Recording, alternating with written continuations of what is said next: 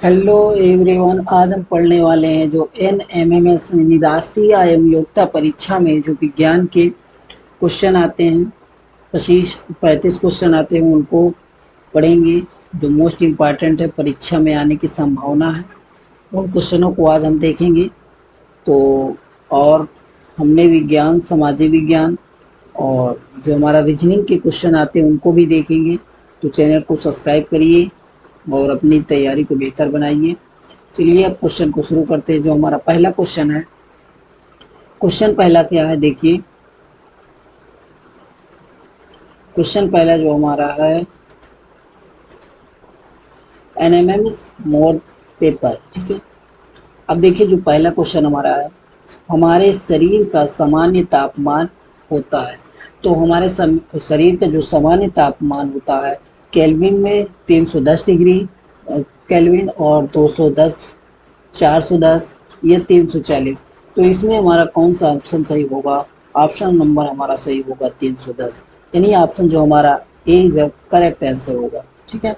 अब देखिए, अगर आपसे डिग्री से ये केल्विन में पूछा गया, अगर आपसे डिग्री सेल्सियस में पूछा जाए तो डिग्री सेल्सियस में हमारा जो होगा वो 37 डिग्री होगा। कितना होगा? 37 डिग्री। अगर हमारा फ़ारेनहाइट में पूछा जाए तो हमारा फ़ारेनहाइट में आंसर आएगा 98.4 फ़ारेनहाइट, ठीक है। ये हमारा फ़ारेनहाइट का हो गया और ये हमारा डिग्री सेल्सियस का और ये हमारा केल्विन का हो गया, ठीक है। तो आपको तीनों को याद रखना है। और यहाँ पास देखते हैं, जैसे आपका डिग्री सेल्सियस और फ़ारेनहाइट में कन्वर्ट करने का जो सूत्र होता है वो होता है C/5 बराबर F-32/9, ठीक है। ये हमारा केल्विन में कन्वर्ट करने का सूत्र होता है। इसके बाद जो हमारा सेकंड क्वेश्चन है, हवा में ध्वनि की गति कितनी होती है? तो 329 मीटर प्रति सेकंड, 331 मीटर प्रति सेकंड या 231 मीटर प्रति सेकंड या 300 मीटर प्रति सेकंड।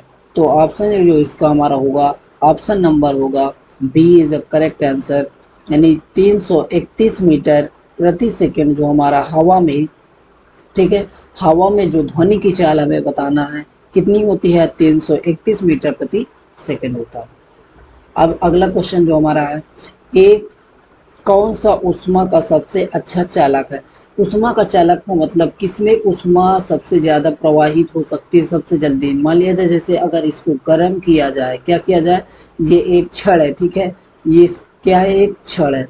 और यदि इसको ये सिरे पे गर्म किया जाए, ठीक है, और कौन सा ऐसा छड़ या किस पदार्थ की ऐसी छड़ है जो जल्दी से इस सिरे तक गर्म हो जाएगा? अगर आप लकड़ी को गर्म करिए तो देखिए जलते जलते यहाँ तक जाएगा, मतलब अच्छा नहीं है। अगर पानी को गर्म करेंगे तो पहले पानी नीचे गर्म होगा फिर ऊपर गर्म होगा। लेकिन इसमें जो ऑप्शन नंबर हमारा होगा b is the correct answer. जो पारा होता है वो हमारा क्या होता है, सबसे अच्छा चालक माना जाता है। फिर जो हमारा चौथा क्वेश्चन है, एक वस्तु अधिकतम भार देती है, कब भार देती है? जब पानी में होती है, निर्वात में होती है, जब वायु में होती है।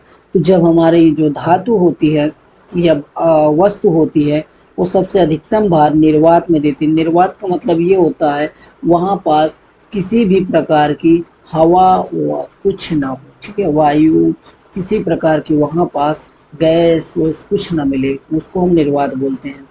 इसका ऑप्शन नंबर हमारा बी इज करेक्ट आंसर। जो पांचवा क्वेश्चन है, सौर विकिरण का मापन किया जाता है। सौर विकिरण का मापन किससे किया जाता है? हेक्टोमीटर से, पायरोमीटर से या बैरोमीटर से। सौर विकिरण का मतलब ये होता है जो सूर्य से निकलने वाली किरणें होती है, जैसे पराबैंगनी किरणें, जिसे अल्ट्रावायलेट भी कहा जाता है, ठीक है। तो इसका जो ऑप्शन नंबर हमारा होगा बी, ठीक है। पायरोमीटर से हम सौर विकिरण का मापन करते हैं। अब देखिए जो हमारा छठवां क्वेश्चन है, कौन सा रंग अधिकतम ऊर्जा रखता है? यानी किस, हमें ये बताना है कि जो कौन सा रंग है जिसमें अधिकतम ऊर्जा होती है। तो ऑप्शन नंबर जो होगा बी, बैगनी किरणें जो होती है वो अधिकतम प्रकाश को रखती। अब देखिए जैसे लंबाई की सबसे छोटी इकाई क्या होती है? लंबाई की हमें सबसे छोटी इकाई बताना है, क्या माइक्रो होती है या फेरमीमीटर होता है या नैनोमीटर होता है? तो इसका जो ऑप्शन होगा हमारा फर्मीमीटर, कौन सा होगा? ऑप्शन नंबर बी होगा। फिर आठवां क्वेश्चन है, हीटर में किस धातु का तार लगा होता है? तो हीटर में क्या तांबा का या लोहे का या निक्रोम का। तो जो हीटर में लगा होता है वो निक्रोम का तार लगा होता है। अब इसमें एक चीज़ और जान लेते हैं, जो विद्युत बल्ब होता है, ठीक है, विद्युत बल्ब, इसमें कौन सी तार लगी होती है? तो जो विद्युत बल्ब होता है, जो विद्युत बल्ब होता है उसमें टंगस्टन लगा होता है। कौन सा लगा होता है? टंगस्टन, ठीक है, टंगस्टन का तार जो होता है विद्युत बल्ब में लगा होता है। इसके बाद जो होता है, सर्वप्रथम मिसाइल को किसने बनाया है? तो सर्वप्रथम मिसाइल को जो बनाया था वर्नर वान ब्रोन ने बनाया था। किसने बनाया था? वर्नर वान ब्रोन ने बनाया था। और भारत में मिसाइल मैन के नाम से किन्हें जाना जाता है? तो अब्दुल कलाम आज़ाद को। इनको एपीजे अब्दुल कलाम को। इनको एपीजे अब्दुल कलाम को जो होता है और भारत में मिसाइल मैन के नाम से जाना जाता है। अब देखिए जो हमारा 10वां क्वेश्चन है, गुरुत्वाकर्षण सिद्धांत किसने दिया? तो सर आइजैक न्यूटन ने, चार्ल्स बेबेज ने, आइंस्टीन ने और जेम्स गोल्डस्टीन ने। तो जो हमें गुरुत्वाकर्षण का नियम दिया था या सिद्धांत दिया था वो सर आइजैक न्यूटन ने दिया था। और चार्ल्स बेबेज जो है इन्होंने कंप्यूटर का खोज किया था, ठीक है। चार्ल्स बेबेज किसकी खोज की थी? कंप्यूटर का। और अल्बर्ट आइंस्टीन जो थे। इसके बाद जो हमारा 11वां क्वेश्चन है, देखिए सर आइजैक न्यूटन। तो 11वां क्वेश्चन का पॉजिट्रॉन की आविष्कार किसने किया था? तो पॉजिट्रॉन की आविष्कार जो थे किया था एंडरसन ने किया था। किसने किया था? जैसे ये हमारा परमाणु होता है, ठीक है, परमाणु के नाभिक में, ठीक है, परमाणु के नाभिक में इलेक्ट्रॉन और पॉजिट्रॉन पाया जाता है, ठीक है, लेकिन इलेक्ट्रॉन के बाहर चारों ओर जो होता है हमारा न्यूट्रॉन चक्कर लगाते हैं। अब इसके बाद जो होता है क्यूरी किसकी इकाई है? क्यूरी जो होता है रेडियो धार्मिकता की इकाई। किसकी इकाई है? रेडियो धार्मिकता की। अब जो क्यूरी है, अगर आपसे क्वेश्चन पूछ ले कि रेडियो धार्मिकता की खोज किसने की है, तो कौन किसने किया है? मैडम क्यूरी ने किया है, ठीक है, मैडम क्यूरी ने। रेडियो धार्मिकता की खोज किसने किया? मैडम क्यूरी ने। और इनको नोबेल पुरस्कार भी मिला है, 2 बार मिला है। कितने बार मिला है? नोबेल पुरस्कार 2 बार। इसके बाद जो हमारा अगला क्वेश्चन है, 13 क्वेश्चन है, 13वां नंबर, हाइड्रोजन बम किसने बनाया था? एडवर्ड टेलर ने, सैमुअल ने और जे रॉबर्ट ने। तो हाइड्रोजन बम जो बनाया था एडवर्ड टेलर ने बनाया था। अब जो हमारा 14 क्वेश्चन है, स्कूटर के आविष्कार कौन थे? तो इसमें आविष्कारक जो स्कूटर के बताना है, तो स्कूटर के जो आविष्कारक थे वो कौन थे? ब्रिट्सा थे। कौन थे? ब्रिट्सा। अच्छा, स्कूटर के आविष्कारक जो थे वो हमारे विम और वोटर थे, ठीक। अब देखिए जो हमारा 15 नंबर क्वेश्चन है, आर्द्रता को मापा जाता है। आर्द्रता किसके द्वारा मापा जाता है? तो आर्द्रता का जो मापन होता है वो हाइग्रोमीटर, यानी ऑप्शन नंबर सी हमारा सही आंसर होगा। अब 16वां जो होता है, पादप कोशिका की भित्ति बनी होती है। पादप कोशिका की जो भित्ति बनी होती है वो सेलुलोज की बनी होती है, ठीक है। जितने पादप होती हैं उनकी जो कोशिका बनी होती है, भित्ति जो होती है वो सेलुलोज की होती है, यानी ऑप्शन नंबर हमारा बी सही होगा। अब जो अगला क्वेश्चन है, यांत्रिक शक्ति की एसआई इकाई है, यानी एसआई मात्रक यांत्रिक शक्ति की जो हमारी है वाट है। क्या? ऑप्शन नंबर ए सही होगा। फिर इसमें अफीम के कौन से हिस्से से मॉर्फिन प्राप्त किया जाता है? तो अफीम की जो फल आवरण जो होता है, यानी ऑप्शन नंबर बी हमारा सही होगा। अब अगला क्वेश्चन जो है, कार्य की इकाई होती है। तो कार्य की इकाई वाट होती है, न्यूटन होती है, जूल होती है। तो इसमें जो हमारा ऑप्शन होगा सी सही होगा, जूल। 20 नंबर, न्यूट्रॉन के खोजकर्ता कौन थे? न्यूट्रॉन के खोजकर्ता की अगर बात करें तो चैडविक थे। अब देखिए यहाँ पास इलेक्ट्रॉन, प्रोटॉन, न्यूट्रॉन और पॉजिट्रॉन, ठीक है। अब हम यहाँ पास एक ट्रिक जान जाते हैं, या जैसे ईटा पर नाचे, ठीक है, ईटा पर नाचे। तो देखिए अगर इलेक्ट्रॉन आ जाए, ठीक है, ये ट्रिक होती है हमारी। अगर इलेक्ट्रॉन का पूछे तो यहाँ पास थॉमसन हो जाएगा, कौन सा हो जाएगा, थॉमसन। अगर प्रोटॉन पूछे तो हमारा रदरफोर्ड, ये प्रोटॉन के खोज किया है, ठीक है। और न्यूट्रॉन की खोज किए तो हमारा आ जाएगा चैडविक, ठीक है। तो ये हमारा न्यूट्रॉन हो गया, ठीक। देखिए न्यूट्रॉन की खोज चैडविक ने की और रदरफोर्ड जो है प्रोटॉन की खोज की, और जो इलेक्ट्रॉन की खोज की उन्होंने थॉमसन ने किया था, ठीक है। न्यूट्रॉन की खोज जो इसमें हमारा होगा चैडविक ने, ठीक है, न्यूट्रॉन चैडविक। तो 21वां नंबर क्वेश्चन है, सूर्य पर सर्वाधिक मात्रा में पाई जाने वाली गैस कौन सी है। तो सूर्य में सबसे ज़्यादा गैस कौन सी पाई जाती है, सूर्य में सबसे ज़्यादा गैस हाइड्रोजन गैस पाई जाती है, और इसका जो सिंबल होता है वो H2 होता है, ठीक है। अब देखिए उसके बाद हाइड्रोजन, दो हाइड्रोजन के परमाणु मिलकर एक हीलियम के अणु बनाते हैं, ठीक है। दो हाइड्रोजन के परमाणु मिलकर एक हीलियम यानी He बना लेते हैं, क्या बना लेते हैं, दो हाइड्रोजन के परमाणु मिलेंगे और एक हीलियम का निर्माण करेंगे, He। अब इसके बाद जो हमारा अगला क्वेश्चन होगा, सापेक्षता का सिद्धांत किसने दिया था। सापेक्षता का सिद्धांत जो दिया था आइंस्टीन ने दिया था।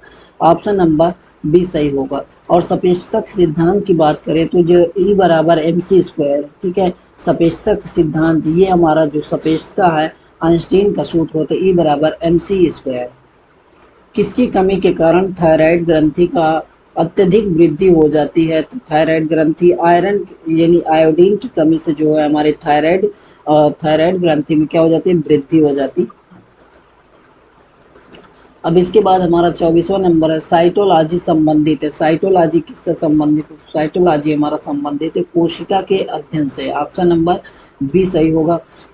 एथलीट फुट रोग का कारण है। तो एथलीट फुट रोग होता क्या है, जब देखे होंगे कई पैर क्या हो जाता है उनका भारी हो जाता है, मतलब पैर उनका मोटा मोटा, हाथी पाँव जिसको बोलते हैं हम, ठीक है। हाथी पाँव भी बोला जाता है इसको, हाथी पाँव, यानी हाथी के जैसे पाँव दिखने लगता है एथलीट फुट में।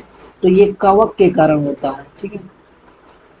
अब इसके बाद जो हमारा अगला क्वेश्चन है, विटामिन ए मानव के शरीर के किस अंग में संग्रहित होता है। तो मानव के शरीर में विटामिन ए कहाँ पर संग्रहित होता है, तो इसका ऑप्शन होगा, आंसर होगा लीवर में। विकास के सिद्धांत का जनक किसे कहा जाता है। तो विकास का सिद्धांत का जनक डार्विन को कहा जाता है, इसमें ऑप्शन नंबर बी सही होगा। और दुनिया का सबसे लंबा पौधा है, दुनिया का सबसे लंबा पौधा जो होता है यूकेलिप्टस, कौन होता है, यूकेलिप्टस होता है सबसे ज़्यादा लंबा। और इसके बाद जो हमारा अगला क्वेश्चन है, रबी की फसल कौन सी है। तो इसमें बताना है रबी की फसल कौन सी है, गेहूं है, चना है, सरसों, उपरोक्त सभी। तो देखिए रबी की फसल जो होती है वो हमारा नवंबर यानी कि अक्टूबर और नवंबर में, ठीक है, अक्टूबर और नवंबर में बोई जाती है। तो जो रबी की फसल होती है गेहूं भी होती है, गेहूं के समय चना भी बोया जाता है और सरसों भी, ठीक है। तो इसमें ऑप्शन नंबर जो हमारा डी होगा सही। खरीफ की फसल कौन से महीने में बोई जाती है। तो खरीफ की फसल जो हमारी है, खरीफ में कौन कौन से फसल आती है, जैसे धान, देखिए धान हमारी किस प्रकार की फसल है, तो ये हमारी खरीफ की फसल है और ये जो बोई जाती है जुलाई से सितंबर के माह में बोई जाती है। अब अगला क्वेश्चन है, किस धातु को चाकू से आसानी से काटा जा सकता है। तो इसमें जो सोडियम को आसानी से काटा जा सकता है, मरकरी को आसानी से, कॉपर को, आयरन को, क्या लोहा को काट सकते हैं, कॉपर की आसानी से काट सकते हैं। मरकरी एक तरल धातु है, ठीक है, मरकरी एक तरल धातु है। और जो सोडियम है इसमें ऑप्शन नंबर ए सही होगा, सोडियम को हम आसानी से चाकू से काट सकते हैं। विद्युत का सर्वोत्तम चालक है, विद्युत का सबसे अच्छा चालक कौन सा है, विद्युत मतलब करंट का सबसे अच्छा चालक, मतलब कौन सी ऐसी धातु है जिसमें करंट प्रवाहित किया जाए तो वो और अच्छा बढ़िया चालक होता है। तो ऑप्शन नंबर इसमें ए हमारा सही हो जाएगा, सिल्वर जो होता है। देखिए ये लेड शीशा होता है, ये कॉपर, एल्यूमिनियम से अच्छा जो हमारा सिल्वर होता है यानी चांदी जो होता है वो हमारा अच्छा चालक होता है। अब इसके बाद देखिए चूने में पानी मिलाने पर कौन सी गैस निकलती है। अगर जैसे चूना है, सूखा चूना है, अगर उसमें पानी मिला दिया जाए, ठीक है, तो उसमें कौन सी गैस निकलती है? तो हमारी जो उसमें गैस निकलती है कार्बन डाइऑक्साइड गैस निकलती है। ऑप्शन नंबर बी सही होगा। और इसका जो सूत्र होता है वो CO2 होता है, ठीक है, CO2।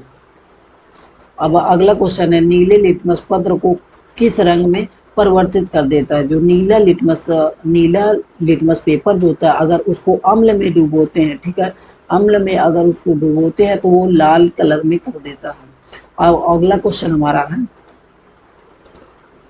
क्षार लाल लिटमस पेपर को किस में कर देता है? जो क्षार है, देखिए अम्ल हमारा